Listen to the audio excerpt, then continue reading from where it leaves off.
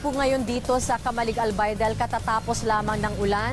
Kaya naman sa mga nais pong tumulong, kailangan po ng mga kapamilya natin dito ang kumot, lalo-lalo na ho para sa mga bata.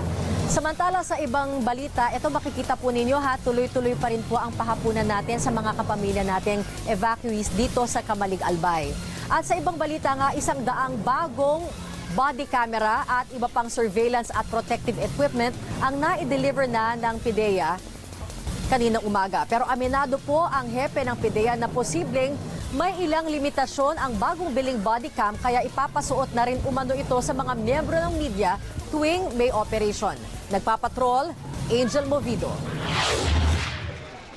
Aabot sa 90 million pesos ang ginastos ng PIDEA sa kanilang 2017 budget para sa pagbili ng 100 high-end body cameras at iba pang surveillance at communication equipment, kabilang ang handheld radios, mga tactical helmets at mga motorsiklo.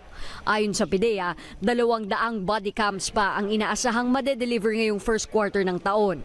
May night vision din ang body cam, pero aminado ang PIDEA chief na may limitasyon ito lalo tuwing by bus operations. Kung po sure buyer ka, hindi mo pwede ilagay yung body cam. Malalaman na pulis ka. There are gadgets na pwedeng ganon, yung sa ballpen. We'll try to check. Kaya sabi ni Aquino, ipasusuot na rin sa media ang body cam. Those who will join us, they should wear body cams, whether they like it or not. Even witnesses, barangay captains.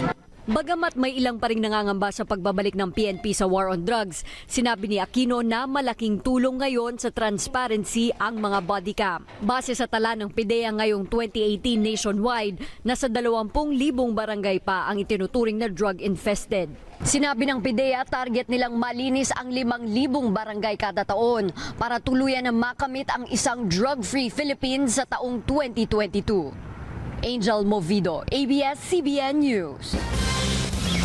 Umani ng papuri ang tinaguriang Hero Lady Cup ng Pasay dahil sa pag-aresto niya sa nang hold up sa kanilang sinakyang jeepney. Kaprol Apol Salandoni. 6 taon ng beat patroller si PO1 Arnisa Akmad. Araw-araw siyang rumoronda sa mga matataong lugar sa Pasay City. January 15, pauwi na siya mula sa trabaho sakay ng jeep nang may magdeklara ng hold up. May napansin lang ako na isang lalaki na parang aligaga, hindi siya mapakali. After ng few minutes, nag-declare siya ng hold up. Tapos biglang tinanga yung cellphone ko. After nung tumalon siya, sinundan ko. Tinangka niyang arestuhin ang hold-upper pero tumakbo ito na mabilis kaya naghabulan pa sila. Binaril ako, di ako natamaan. That's the time na kinuha ko yung pinutukan ko siya ng isa just to incapacitate. Dahil sugatan, napahinto ang suspect sa isang bangketa kaya agad siyang naaresto. Tumawag ako ng barangay Tanod para dalhin siya sa ospital. Umani ng papuri mula sa pamunuan ng PNP si Akmad dahil sa ipinakitang kabayanihan. Inendorso ni Police Chief Superintendent Apolinario si Akmad para sa isang special promotion. Umaasa sila na tularan din ng iba ang katapangan at pagiging tapat sa serbisyo ng tinaguriang Hero Lady Cup ng Pasay City.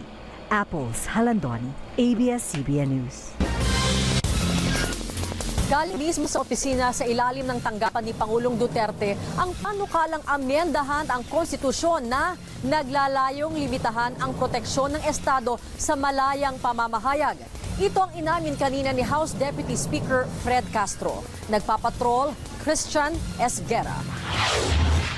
Marami ang nabahala sa sinapit ng news website na Rappler sa kamay ng Securities and Exchange Commission. Pangamba ng iba, bahagi ito na isang malawakang kampanya para busalan ng media sa ilalim ni Pangulong Duterte. Lalo't panukala ngayon sa mababang kapulungan na amyendahan ng mismong Bill of Rights, kung saan sinisiguro na di magpapasa ang Estado ng anumang batas na kikitil sa malayang pamamahayag. Ayon sa panukalang nakahain sa Committee on Constitutional Amendments, dapat sakop lang nito ang responsableng pamamahayag na di naman problema kung tutuusin. Yun nga lang, sino ang magdedesisyon kung anong ulat ang responsable at ano ang hindi? Sa panayam ng ANC Early Edition kanina, sumang-ayon dito si House Deputy Speaker Fred Castro na una nang ipinagtanggol ang panukala. If you are going to place it there, it simply becomes more blatant that the state will have to rely on this in trying to curtail exercise, So you're not supporting it? Pero nilinaw ni Castro, di ito pakana ng kanyang subcommittee. It came from an extrinsic source. Who is? The Presidential Committee on Human Rights Secretariat. Nasa ilalim ng opisina ni Pangulong Duterte ang Presidential Human Rights Committee Secretariat. Nakausap ng ABS-CBN News ang isang opisyal mula rito. Inamin itong galing nga sa kanilang panukala. Importante raw kasing linawin na may kaakibat na responsibilidad ang bawat karapatan. Pero di raw ibig sabihin nito, planong kitilin ng gobyerno ang malayang pamamahayag.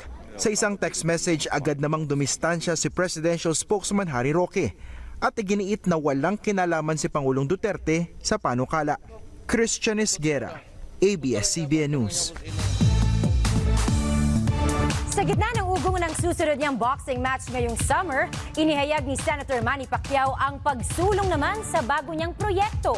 Kabilang na ang paghahanap sa bagong Pinoy superhero. Nagpapatrol, Mario Dumawal.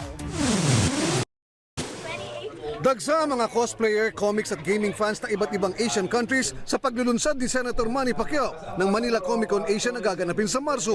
Big news din ang pagdalo sa Comic Con ng legendary comic book writer na si Stan Lee, na creator ng X-Men, Spider-Man at iba pang Marvel superheroes. Inaasahan din ng mga voice talents ng sikat na shooting online game ng Overwatch. Mas excited si Manny sa contest para piliin ang next original Pinoy superhero. Sabik din ang lahat sa next boxing match ni Manny ngayong Abril.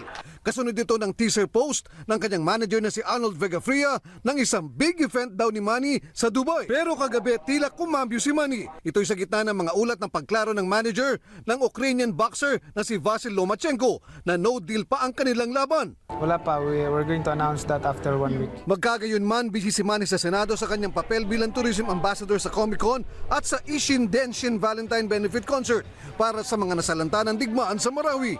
Natawa rin siya na wala pa daw silang Valentine date ng misis ng si Jinky. May trabaho. Ha? Trabaho pa rin? May trabaho pa rin. May panahon si Pacman asikasuhin ng Comic-Con Asia dahil tiyempo ito sa break ng Senado ngayong Marso hanggang Mayo. Mario Dumawal, ABS-CBN News.